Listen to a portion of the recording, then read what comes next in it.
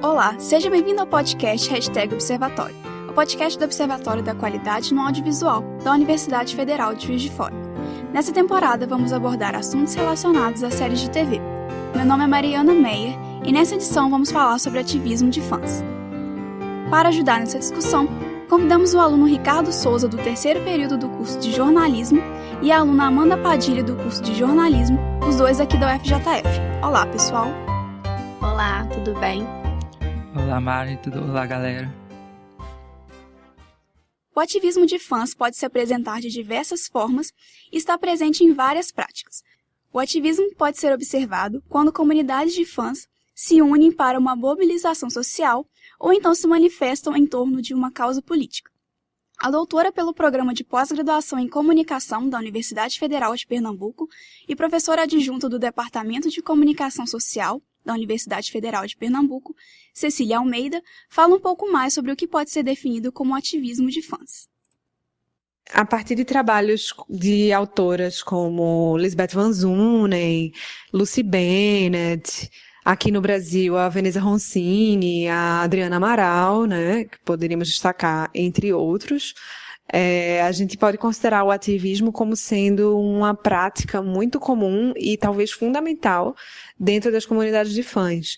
Então, os fãs, eles têm uma propensão muito grande a se organizarem em grupos, em comunidades. E dentro dessas comunidades, eles investem em uma série de práticas, né? Por exemplo, a escrita criativa, as fanfictions, a discussão de assuntos, a produção e circulação de informações e também o ativismo, né? Então, como é que a gente pode caracterizar esse ativismo? A gente pode definir como sendo uma organização, uma articulação desses fãs em torno de uma determinada causa, motivada pelo texto ou pelo ídolo, pela celebridade, né, em torno do qual aquela comunidade de fãs está reunida. Então, por exemplo, fãs que se reúnem para impedir o cancelamento de uma série, indo lá na porta da emissora, ficando lá, enviando cartas, hoje em dia campanhas de e-mails ou hashtag nas redes sociais, né? Fãs que são motivados por uma determinada causa porque o ídolo desperta o seu interesse pelaquela causa, né? Como, por exemplo, a causa animal, veganismo, enfim, mas é mais ou menos dessa forma que a gente pode entender o ativismo de fãs, como um aspecto fundamental da cultura de fãs e que está relacionado a esse poder de mobilização, muitas vezes efêmero, né, mas ainda assim muito potente, em torno de uma determinada causa. O que vocês acharam, assim? Vocês acham que hoje esse ativismo, ele tem mais força por conta das redes sociais e dessas plataformas que os fãs têm, de alguma forma, uma voz, né, ali presente? O que vocês acham? Com certeza. Hoje muitas séries são renovadas por conta de atividades que o fandom realiza nas redes sociais, né, no Twitter mesmo, levantam hashtags.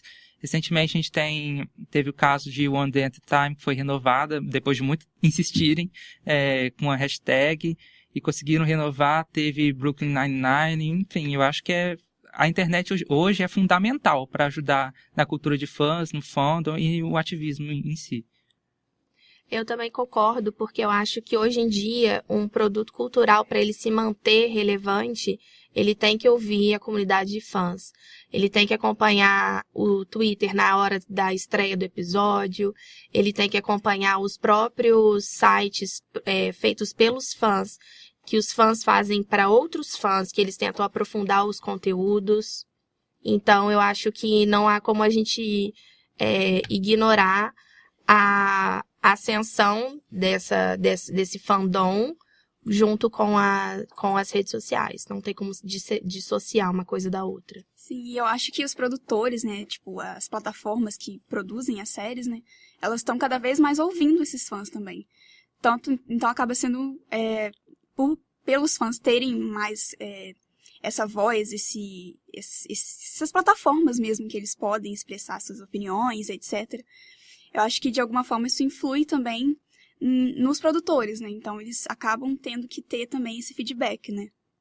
E parte desse ativismo dos fãs decorre de um grande engajamento, né, nas produções de seu interesse. Vamos ouvir o que a Cecília Almeida fala sobre esse assunto. Os fãs, eles são consumidores muito engajados afetivamente. Então, eles têm uma grande disposição a atuar, né, em prol de uma causa. E por conta desse afeto, muitas vezes exacerbado, né, a gente vai ter no ativismo de fãs um elemento bem importante no contexto de mobilizações sociais e até políticas. Não necessariamente todo ativismo de fãs é político, né? Tem autores que, inclusive, vão dizer que o ativismo de fãs não é uma ferramenta política, mas é um pouco complicado a gente afirmar isso, principalmente nos tempos de hoje, em que as fronteiras entre entretenimento e política estão cada vez mais porosas, né? Estão cada vez mais fluidas. Então, onde é que começa o prazer textual, onde é que termina, onde é que começa a política, onde é que começa o entretenimento puro e simples, né? Hoje em dia, a gente vai ter a performance política no nosso consumo, como quase sendo elementos indissociáveis uns dos outros, né? Então, nesse sentido, como os fãs são essa plateia, essa audiência especializada e muito engajada com as causas, os textos que eles consomem, a gente vai entender que eles também são muito dispostos a entrar numa mobilização forte, né? E brigar por aquilo que eles acreditam que vale a pena, né? E aí, nesse sentido, a gente pode sim considerar muito importante o papel do ativismo de fãs no contexto de mobilizações sociais e políticas também. O que vocês acham dessa importância do engajamento dos fãs pro ativismo? Assim? Acho que é fundamental, né? Assim. Sim, eu achei interessante quando ela disse que alguns autores consideram o ativismo não político, porque eu consigo me lembrar de um ativismo levado mais para a área social, que foram quando fãs de Harry Potter se apropriaram da linguagem dos feitiços, né, que tem um feitiço que aciona alguma coisa, e eles fizeram uma campanha para angariar livros para eles doarem para crianças que não tinham acesso à literatura nas escolas ou até em situação de vulnerabilidade. Então, eu consigo entender que nem todo ativismo de fã vai ser aliado à política, mas eu acredito que todo ativismo já é uma questão política. Sim, com certeza. O ativismo, ele engloba várias coisas, né? Então, não vai ser só a política, tem a parte cultural também, mas dentro mesmo, assim, do fandom, tem questões de cancelamento, por exemplo, e convenções em que o produto cria algo para o grupo e o grupo se apropria disso e começa a fazer algo diferente, assim, criar mesmo, como você disse, se apropriar dessas questões igual do Harry Potter. Eu acho também, como ela disse anteriormente, sobre agora que os produtores estão em diálogo com os fãs, né? Eu acho que o engajamento vem a partir disso, porque hoje os fãs, mais do que nunca, eles estão... eles compram mesmo aquele produto, consomem e eles, de graça, fazem a publicidade do produto, fazem o produto ser divulgado, assim, com diversos tipos de coisa, fanfics, dentre todos aqueles outros meios que fazem dessa parte de cultura de fãs. Sim, eu acho que os fãs têm um papel fundamental nisso que você falou, né? De realmente fazer circular aquele conteúdo, né? De alguma forma. E isso vem muito do engajamento, né? Eu acho que se não tem engajamento naquilo ali, tipo, isso não vai acontecer, sabe? Não vai ter essa relação com esse produto, né? O que é muito legal dessa questão do ativismo de fãs hoje em dia é que, por causa das redes sociais e dos produtores considerarem a voz dos fãs, os fãs também conseguem questionar o que está sendo passado. Eu lembro muito quando Glee começou a levantar certas questões, e o Glee sempre levantou muitas bandeiras, e em algumas delas, alguns episódios, os fãs achavam que eles relativizavam os temas ou que eles retratavam de uma forma errada. E aí os fãs começaram a produzir vídeos e canais de mensagem para os outros fãs, como uma espécie de errata para a série. E hoje em dia, você olha, tem resenha de episódio por episódio no YouTube. Então, o fã considera toda a narrativa, desde a primeira temporada, a construção de personagens, o que está acontecendo agora no mundo, para poder comentar o episódio daquela semana. Então, hoje em dia, um produto que não escuta o fã e um fã que não produz de volta para o produto não consegue se manter tão relevante quanto antigamente se mantinha só sendo exibido uma vez por semana na às vezes televisão. acaba nem dando certo o produto, né? Hoje em dia tá tudo assim, a pessoa pode a qualquer momento falar alguma coisa na sua rede social, reclamar, e aquilo viralizar e chegar até os produtores. E eu acho que tem uma preocupação também dos produtores em relação a isso, né? Então, eu acho que isso tem a ver também com um pouco desse pensamento dos produtores também, porque eles acabam tendo que criar um produto que seja relevante também para os fãs, e que tenha um universo expandido, que tenha ali uma coisa única mesmo, né? Para justamente ter esse engajamento dos fãs de volta, né? E uma das séries que está gerando grandes debates hoje em dia é The Handmaid's Tale, que é exibida pela Hulu e pela Paramount no Brasil. O seu enredo se passa em um futuro em que há uma crise de fertilidade, né? E com um crescimento de discursos conservadores aliados a preceitos bíblicos, né? Criou-se o governo totalitário de Gilead. E nesse sistema, as mulheres são subjugadas por lei, né? E não têm permissão para trabalhar, possuir propriedades, controlar o seu dinheiro, ou até mesmo ler. E essa crise de fertilidade mundial resultou no recrutamento de poucas mulheres férteis, né, chamadas de aias, né, handmaid, de acordo com uma interpretação extremista dos contos bíblicos. Elas são designadas para as casas da elite governante, onde elas devem se submeter a estupros ritualizados, chamados de cerimônias, que são realizados com seus mestres para engravidar e ter filhos para aqueles homens e suas respectivas esposas. Por conta dessa temática da série, muitos fãs passaram a se organizar em prol da causa feminista e saíam às ruas vestidas de aias para protestar. Vocês chegaram a acompanhar a repercussão desses protestos? Eu sou fã da série e não teve como eu passar despercebida por esses protestos. Inclusive, recentemente, a Elizabeth Moss, que é a atriz que faz a protagonista, a June, e também é uma das produtoras da série, disse numa entrevista, questionaram se o que ela sentia quando ela via as pessoas se apropriando da linguagem da série para se manifestarem. Ela disse que é uma responsabilidade muito grande a forma como eles contam a história, porque esses protestos, o simples fato das pessoas se vestirem como as aias e ficarem em silêncio, cabeça baixa, que é a postura esperada de uma aia na série, em frente a um prédio em que está sendo debatido uma lei que vai afetar as mulheres, ela disse que é uma questão extrapartidária, é uma questão de ideologia. Aquela roupa não é mais da série, é uma roupa que representa algo, né? Sim, e eu me questiono como que a série faz para não pesar numa pauta. Eles têm que tomar muito cuidado, assim, no que eles fazem, porque, apesar do tema polêmico, é uma série. Então, vai atingir todo tipo de pessoa e as pessoas vão absorver aquilo da maneira que elas bem entenderem.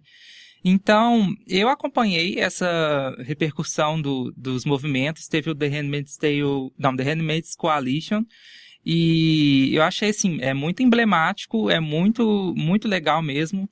E, de fato, assim, o que a série vem propondo aquilo, as roupas e tudo mais, se tornou, não é uma fantasia, se tornou mesmo algo assim, de protesto mesmo, assim. É um símbolo, né? isso, É um símbolo. Né? E eu, assim, tô em grupos da série no Facebook e vira e mexe lá, sempre tem discussões relacionadas a esse tema. Recentemente eu vi uma que um rapaz fez uma tatuagem da Aya, assim, né? Só a roupa. E aí levantou essa questão, assim, principalmente por ele ser homem. Ele fez uma tatuagem daquela roupa. As pessoas, assim, nossa, as mulheres estavam revoltadas com ele por ele ter se apropriado daquilo, porque, querendo ou não convém a ele ser aquele símbolo lá, não é pra ele. E, tipo, não é pra ser um entretenimento qualquer, pra pessoa se divertir assistindo a tortura de alguém. Como se fosse um personagem de uma série que ele gostasse. Exatamente. Então, acho que é muito errado esse pensamento e as pessoas têm que tomar consciência, têm que entender o que elas estão assistindo ali. Sim, eu acho que no caso de Handmaids, né, é uma série que você não consegue não se mobilizar pela série, pela causa feminista, porque é uma situação, assim, muito incômoda, você não consegue, qualquer ser humano normal não consegue assistir aquilo de uma forma tranquila e sem ficar chocado, sabe? Então, acho que isso ajudou muito, assim, nessa questão de levantar essa bandeira mesmo do feminismo. E o legal também, eu acho que é que esses protestos, eles vão por várias causas, né? Não é uma coisa, assim, específica, né? Então, vão para questão de legalização do aborto. Então, várias pautas feministas, né? Não necessariamente o que está sendo mostrado, assim, na série, né?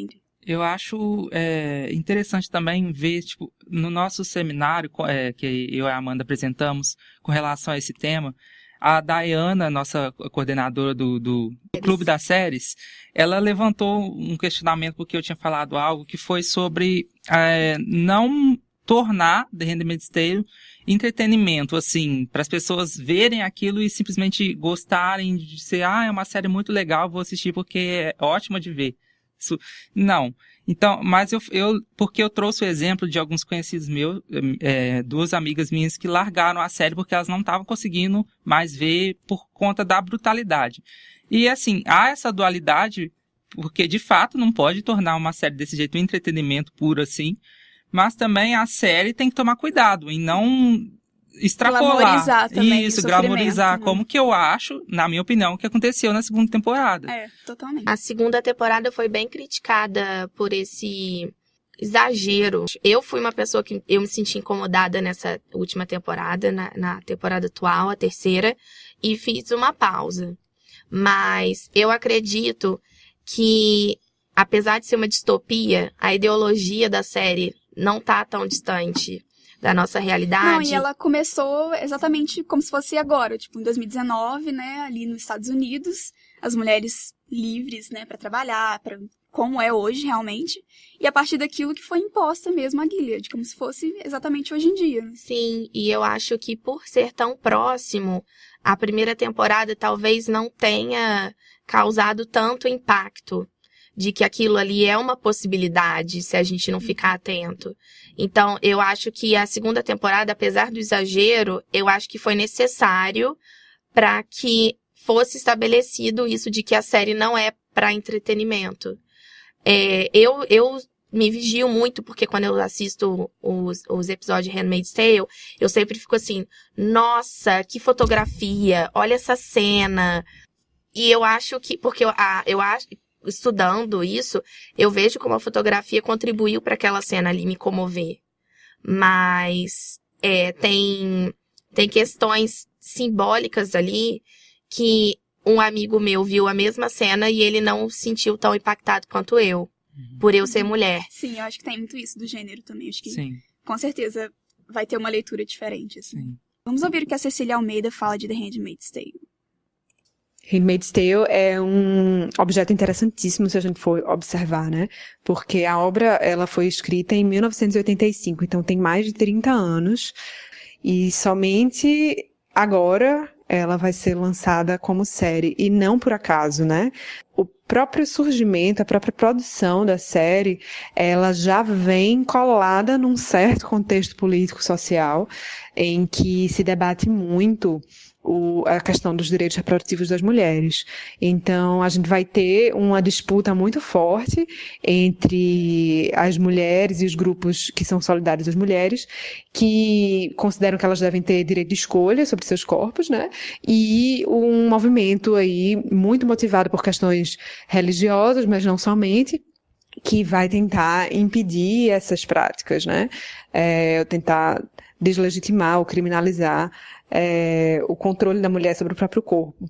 E daí, Handmaid's Tale surge nesse momento como série. E ela vai atrair uma grande quantidade de olhares porque ela entra nesse debate. Então, ela já é um objeto político por si só, né? Já é uma obra política por ela mesma. Ela parece até, em certos momentos, um sinal de alerta, né? Sobre o que é que pode vir a acontecer, que não custa muito para que aconteça aquilo que parece tão distante na série, né?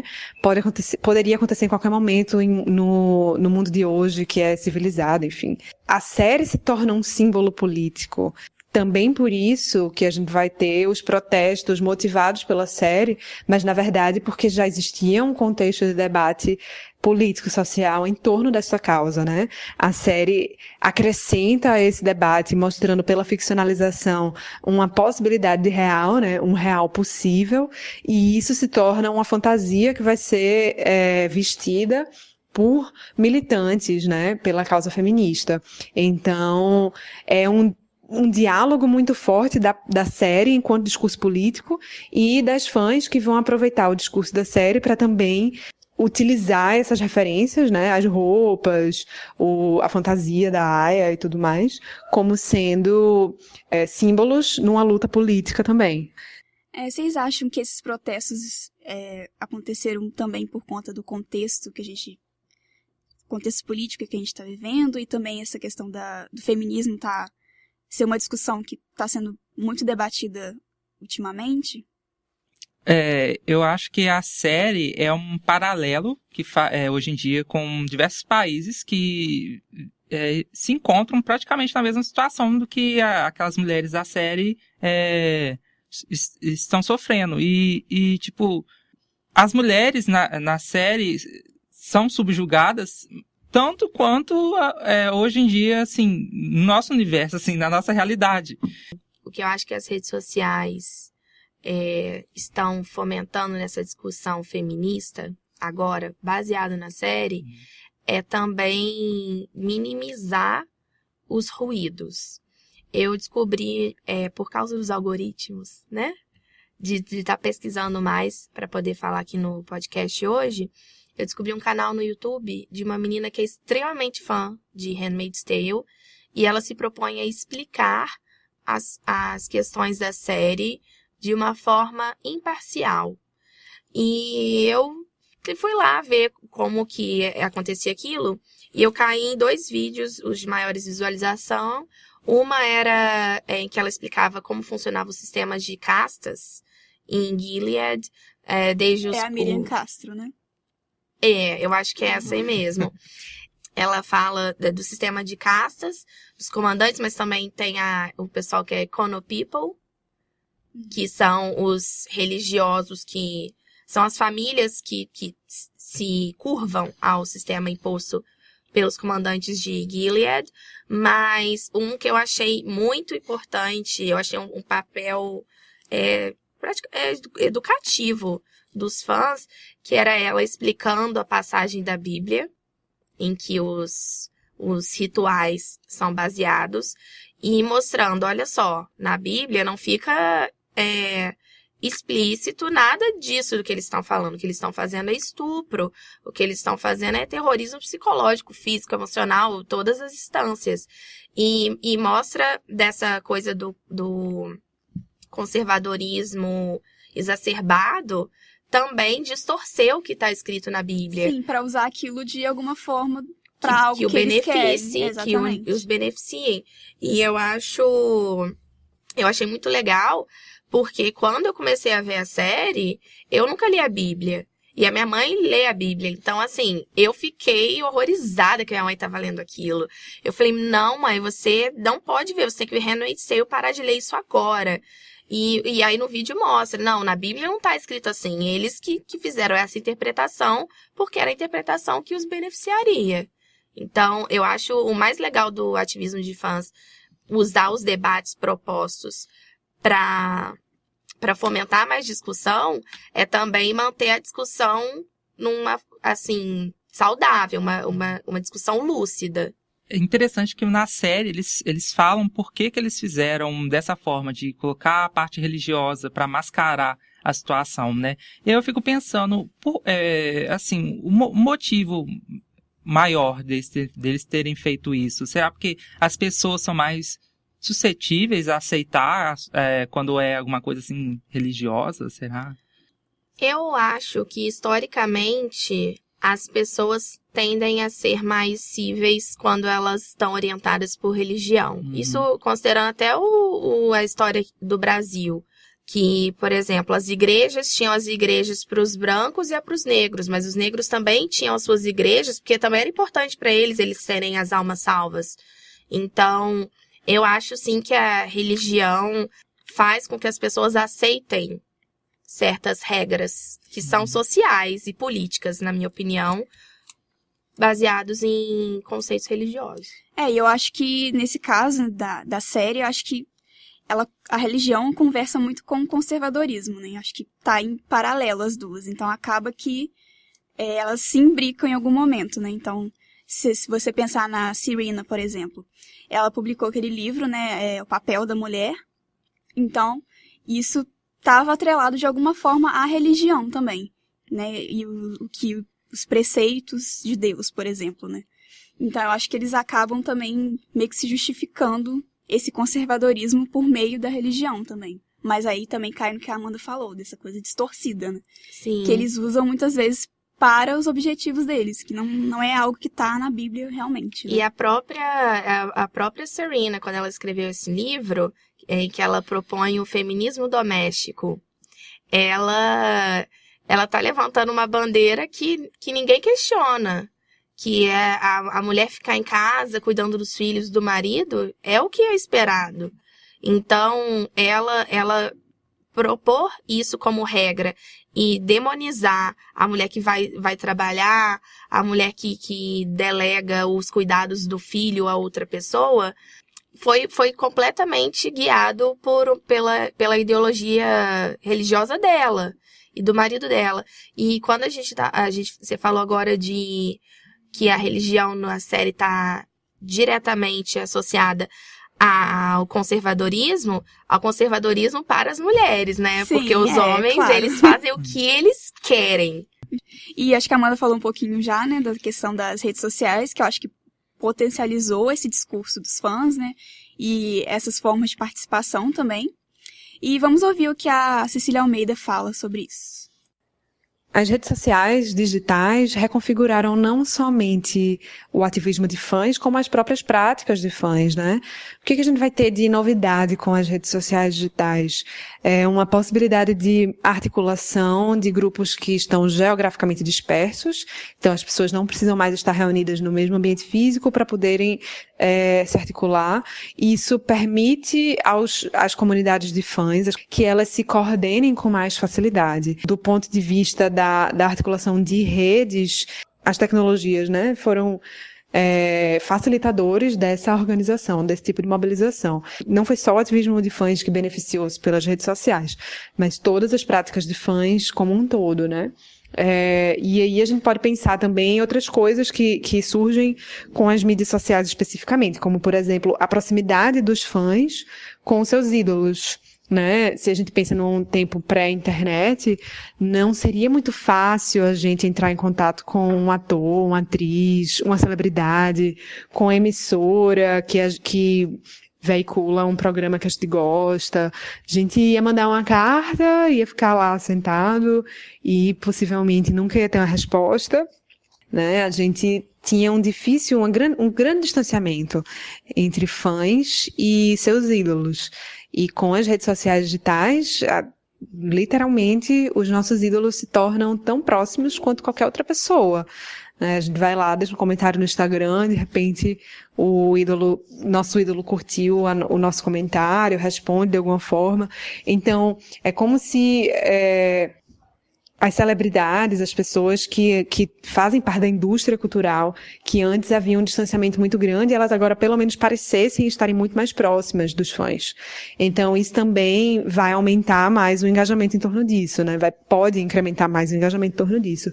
Então, uma causa impulsionada por uma série, como no caso de Handmaid's Tale, ou como um ídolo que convoca seus fãs por uma determinada causa, para aderir a uma determinada causa, pelas redes sociais essa coordenação fica muito mais simplificada. E daí a gente também pode pensar na grande variedade de conteúdos que os fãs podem produzir para propagar essa causa. Então agora eles podem produzir seus próprios vídeos, podem produzir com muito mais facilidade suas próprias histórias, suas imagens, memes, enfim, e com isso dá um grau maior de propagação àquela mensagem que eles querem transmitir. Trazendo essa discussão para o cenário brasileiro, vamos ouvir o que a Cecília Almeida fala sobre os fãs de telenovelas.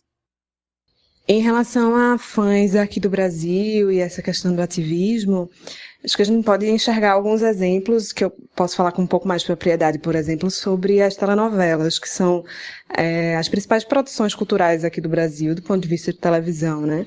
E é muito interessante a gente observar como as novelas, mesmo tendo uma força muito efêmera, né?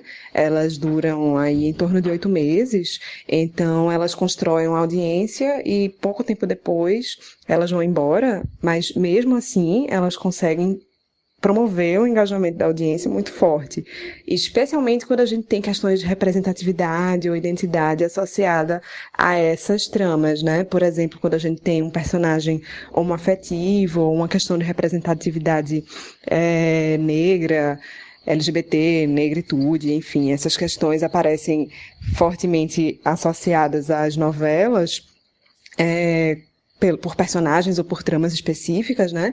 A gente identifica que essas questões impulsionam um ativismo maior, né? Que pode acontecer tanto a favor, em defesa desses personagens, como também pode ser de forma crítica, né? Então, é muito frequente a gente ver a mobilização de pessoas nas redes sociais, mas não somente, reivindicando questões relacionadas à representatividade aqui no Brasil. Nas novelas isso aparece muito bem. Claro que esse não seria o único exemplo. A gente pode ver disso na música, com artistas populares. A gente pode ver isso também em torno de webséries, por exemplo, que são muito impulsionadas pela mobilização dos fãs. Então a gente consegue identificar isso em várias formas, né? Mas assim como o ativismo de fãs de modo geral, também está muito relacionado a essa participação ao consumo cultural, em intersecção a um certo ativismo político, a uma prática política mais ampla, mais geral. O que vocês observam de ativismo de fãs aqui no Brasil? No âmbito da internet, eu acho que os brasileiros são que melhor têm os fandoms, assim. São os fandoms mais competentes, digamos assim.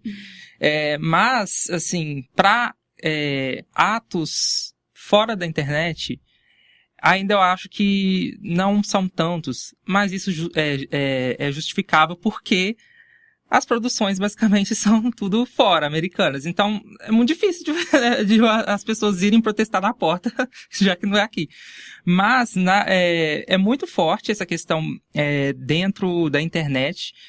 Com relação ao ativismo, eu lembro que eu li, não tenho certeza onde é que eu li, mas eu li em algum lugar, falando da questão de como as pessoas pegam de símbolos das séries e utilizam isso, por exemplo, em manifestações, que é o que aconteceu no caso das manifestações em defesa da educação, que as pessoas, alguns fãs pegam, por exemplo, frases de série igual Game of Thrones, Dracarys, que eu vi muito foto disso, e levam isso para a manifestação, ou seja, para um ativismo, para um ato político. Mas não é isso, aí já não é uma questão do fandom em si, porque o fandom não organiza isso, é individual, um fã específico vai e pega isso. Então eu acho que isso tem no Brasil, mas uma mobilização mesmo de ativismo forte, ainda eu acho que não tem tanto. Sim, acho que aqui no Brasil, relacionando a telenovelas, eu não vejo muito ativismo nos horários mais tradicionais, porque é um público que questiona menos. É um público um público mais velho, que já tende a entender, a se acomodar no que está proposto ali na novela. Então, se a novela está propondo uma discussão de transexualidade, como teve uma recentemente na Globo, os adultos que estão vendo a novela, eles vão ver aquilo ali pela perspectiva daquele personagem ali. Eles podem se sensibilizar, mas só associando aquele personagem. Eles não pensam no fora da novela. Eles acham que aquilo ali é pura ficção. Mas eu vejo que há um esforço das produções de telenovelas brasileiras em mudar essa cultura de ser mais participativo e de realmente, como você disse, ser mais competente, no caso da Malhação. A própria Malhação, que o Observatório faz as análises sobre as fanfictions, eles tentaram mudar a forma como a Malhação é uma novela, como eu posso dizer, vitalícia. Então, eles tentaram mudar o formato, como eles já fizeram outras vezes, mas sempre tentando ser mais propositivo. E quanto à questão da mobilização sair da esfera da internet, eu participei de uma discussão política, foi na internet. Mas no ano passado, tivemos eleições aqui no Brasil, e um grupo de fãs de Star Wars teve embates acirrados num grupo do Facebook, associando os conceitos dos candidatos aos personagens da série. E eu acredito que nos últimos filmes, as histórias eram muito... todas sempre foram muito políticas, mas as histórias eram menos sobre a força, né? Uma coisa sobrenatural, e mais sobre o esforço das pessoas comuns da história. Então, tinha a Aliança Rebelde, as pessoas associadas, aí já juntando a série toda, associadas ao Império, e ali não tinha a batalha, era de forças de armamento, de bombas, que se a gente trouxer para o nosso mundo, bombas nucleares. Então, as discussões eram políticas, tratando do Brasil. Alguns ainda mencionavam os Estados Unidos, mas o próprio conteúdo cultural que Star Wars, os filmes, os livros, as revistas, as entrevistas, tudo isso foi levado em consideração pelos fãs na hora deles escolherem o voto. Eu acho que a politização, na verdade, aqui no Brasil é muito recente. Mas eu acho que os fandoms têm motivado essa politização a acontecer de forma mais rápida. Eu pensei também em outro produto que eu acho que se engloba muito na cultura de fãs em fandom, que são os realities. Sim. E eu participo de diversos grupos de diversos realities, e eu lembrei de um caso que foi no The Voice, 10ª temporada do The Voice americano. A Christina Aguilera estava participando como jurada, né? Ela era jurada. E ela estava com uma candidata que chegou na final e estava com grandes chances de vencer. E nenhuma mulher tinha vencido até então. E aí, o que acontece? Nós, os fãs do The Voice, a gente decidiu se unir com os fãs da Christina Aguilera. Então a gente entrou no grupo da Christina Aguilera, aí a gente criou um tópico, e a gente passou a noite votando para a candidata da Christina Aguilera. Conclusão, a candidata venceu. Então, assim, tem muito disso, de fandom, essa movimentação, esse ativismo, porque tem essa questão de ela ter sido a primeira mulher a vencer. Então tem muito disso em reality show, de como os fãs conseguem se unir. E a Amanda tinha falado um pouco das telenovelas, essa questão de... Porque eu acho que a novela tem um problema, né, entre aspas, que ela acho que ela não consegue engajar tanto o público, assim. Eu acho que ela, assim, acaba sendo um programa, assim, de plano de fundo, de, sei lá, você tá fazendo qualquer outra coisa, você tá a novela passando, uma coisa assim... De companhia. De companhia, exatamente. E a Globo, ela tem tentado trazer esse público das redes sociais, né? Então, nessa novela atual, né, das 9, eles criaram perfis para as personagens, porque elas são influencers digitais, né, na novela. Então, elas têm o perfil delas mesmo no Instagram, para poder justamente tentar chamar esse público, né, para a novela em si. E nessa questão da Malhação também, né, lá no Observatório a gente tem estudado isso, da Malhação Viva a Diferença, e os fãs tiveram um papel fundamental para a popularidade também dessa Malhação específica. E eles fizeram uma espécie de... Depois que acabou, né, a Malhação, eles fizeram tipo uma maratona. Eles se juntavam, né, isso no Twitter, e para assistir reassistir os episódios no exato horário que se passava os episódios de Malhação, né. Acho que foi uma Malhação, assim, que nunca teve tanta popularidade quanto outras, assim, pelo meu ponto de vista, assim. Essa questão da ação dos fãs mesmo nas redes sociais. Isso é muito interessante a gente ver, né, que como também não é tanto o estilo, né, o gênero da produção, né, em si, a história em si mesmo, porque é uma novela, né, uma Malhação como qualquer outra. Claro que com as suas diferenças e personagens, narrativas diferentes, mas o formato continua sendo uma novela, né, e como que isso também engaja os fãs da mesma forma, né, que uma série, por exemplo. Sim. Mas realmente, o Malhação Viva a Diferença foi que eram 4 protagonistas, não era isso? 5 protagonistas, 5 mulheres, e aí cada uma tinha a sua particularidade, e todas as histórias foram contempladas, não tinha um sobrepeso. A Malhação entendeu que essa fórmula deu certo, e nessa temporada eles estão tentando repetir isso, trazendo novos perfis de histórias. Eu acho que isso acaba entrando na questão que a gente já comentou antes, de que a produção tá ouvindo esses fãs, né? Ela tá entrando em diálogo, aliás, não só com os fãs, mas também com o momento que a gente tá vivendo, né? Então, gente, gostaria de agradecer a presença da Amanda Padilha e do Ricardo Souza. Obrigada, pessoal. Obrigada pelo convite. Muito obrigado pelo convite.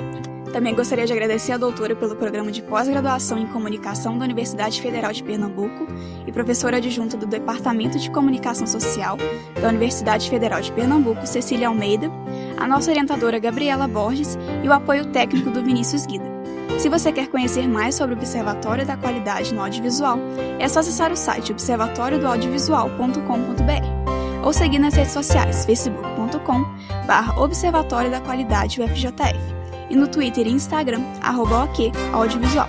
Você confere essa edição no Spotify, Apple Podcast, Cashbox e no Anchor.